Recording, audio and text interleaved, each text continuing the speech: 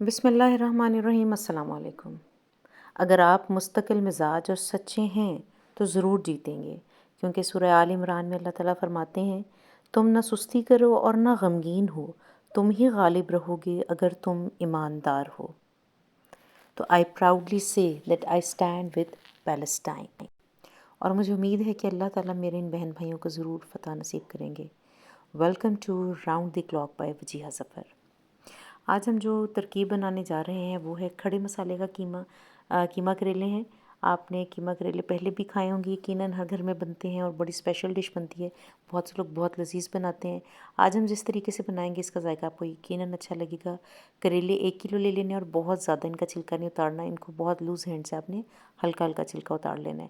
مسالہ جات میں ہے 1 کھانے کا چمچ سرخ مرچ ہے، آدھا چائے کا چمچ ہلدی ہے، 1 چائے کا چمچ سوکھا دھنیا ہے، 1 چائے کا چمچ نمک ہے، 1 ٹیبل سپون جو ہے بڑا کھانے کا چمچ ادرک لہسن کا پیسٹ ہے، اور یہاں پہ سونف ہے آدھا چائے کا چمچ۔ یہ آدھا چائے کا چمچ ہی آپ نے یوز کرنی ہے، اس سے زیادہ یوز نہیں کرنی۔ 1 کلو قیمہ لے لیا میں نے، آپ چکن کا بھی لے سکتے ہیں، یہ بیف کا قیمہ ہے، آپ کو جو پسند ہے آپ وہ لے سکتے ہیں۔ اس میں صرف 1 درمیانے سائز کی پیاز شامل کی اور یہ سارے مسالے نمک، مرچ، ہلدی، سوکھا دھنیا، سونف اور ادرک لہسن کا پیسٹ یہ گوشت میں شامل، اس میں قیمے میں شامل کر دیں گے۔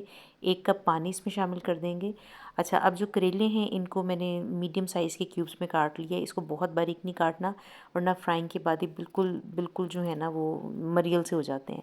اچھا، اب ان کو تقریباً 1 سے 1.5 کھانے کا چمچ نمک لگا کے کریلوں کو میں نے دھوپ میں رکھ دیا ہے۔ ٹھیک ہے، آپ اس کو باسکٹ میں بھی رکھ سکتے ہیں، ویسے دھوپ اگر 10-15 منٹ کے لیے رکھنا ہے تو اسی باؤل میں رکھ دیں۔ اس کے بعد کھلے پانی سے اس کو آپ نے کریلوں کو اچھی طرح واش کر لینا اور ایسے ہاتھ سے مسل کے دبا دبا کے ان کو پانی سے 2-3 دفعہ دھو لینا ہے۔ اس کے بعد اگر آپ چاہیں تو اس کو ویسے بھی کھلے کپڑے پہ ڈال کے خشک کر سکتے ہیں۔ میں اس کو یہ کرتی ہوں کہ ایک رومال کے اندر کریلے ڈال کے اور اس کے جو ہے نا اس سے اس کو اچھی طرح نچوڑ لیتی ہوں۔ جیسے اس کو ڈالا آپ نے کریلوں کو اس رومال میں ڈالا اور اس کو اوپر سے جیسے پوٹلی بند کرتے ہیں اس طرح سے بند کر کے اس کو اچھی طرح سے آپ ٹوسٹ کر دیں گے۔ جیسے آپ دیکھ رہے ہیں، اس سے کیا ہوگا کہ جو اس کا ایکسٹرا پانی ہے وہ نکل جائے گا اور کریلے جلدی بھی فرائی ہو جاتے ہیں اور اچھے بھی فرائی ہو جاتے ہیں۔ یہ دیکھیں، اس طرح سے اس کو باندھ کے اور آپ نے ہاتھ سے اس کو اچھی طرح سے گھما لینا ہے۔ اس سے دیکھیں جو پانی ہے نا کریلوں کا وہ نکل جائے گا۔ اگر آپ یہ نہیں کرنا چاہتے آپ ویسے بھی فرائنگ کر سکتے ہیں، لیکن اس میں آپ کو ٹائم تھوڑا زیادہ لگتا ہے فرائنگ میں اور کریلے بھی تھوڑے سے نا سوگی رہ جاتے ہیں۔ جب پانی اس کا اچھی طرح نچڑ جاتا ہے تو یہ بڑے اچھے فرائی ہوتے ہیں۔ یہ دیکھیں، اس طرح سے نچوڑنے سے بھی اس کا کافی پانی نکل آیا، جس کی وجہ سے کریلوں کی کڑواہٹ ختم ہو جائے گی۔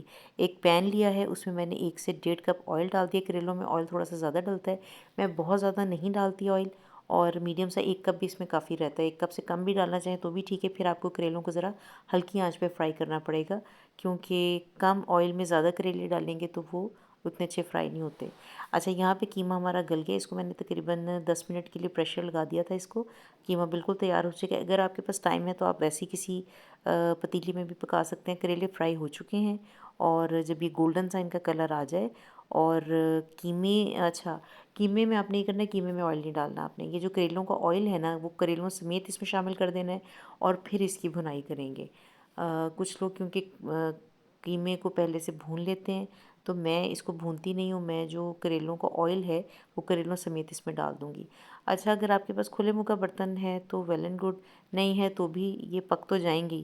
تو میرے پاس کڑاہی تھی، میں نے اس میں شفٹ کر لیا، ٹائم تھوڑا سا کم تھا۔ جو کڑاہی نما برتن ہوتا ہے نا اس میں بھنائی ہمیشہ بہت اچھی اور بہت آسان طریقے سے ہوتی ہے۔ تو اس کو آپ نے کڑاہی میں بھون لینا ہے یا کھلے برتن میں بھون لینا ہے۔ گھی اس کا بہت زیادہ نہ بھی نکلے، آپ کو جو کوکنگ کرتے ہیں ان کو اندازہ ہو جاتا ہے کہ بھنائی ہو چکی ہے۔ اچھا، اب جو کھڑے مسالے کا ٹائم ہے وہ اب آئے گا۔ اب میں نے 2 سے 3 پیاز لیے، ان کو میں نے کاٹ لیے، اور اسی طرح میں نے 4 ٹماٹر لیے جن کو میں نے باریک کاٹ لیے۔ آج آپ حیران ہو رہے ہوں گے کہ میں نے ترکیب میں ہاون دستے کا استعمال نہیں کیا، تو یہ کھڑے مسالے کا قیمہ ہے تو اس میں یہ چیزیں ایسے ثابت ہی اچھی لگتی ہیں۔ پیاز بھی ڈال دیں گے اس میں، 3 عدد میڈیم سائز کے پیاز، اور بڑے سائز کے پیاز بھی لے سکتے ہیں۔ پیازوں کا ذائقہ اسٹیج پہ بہت اچھا لگتا ہے، اور ٹماٹر اس میں شامل کر دیں گے اور پھر اس کی بھنائی کر لیں گے۔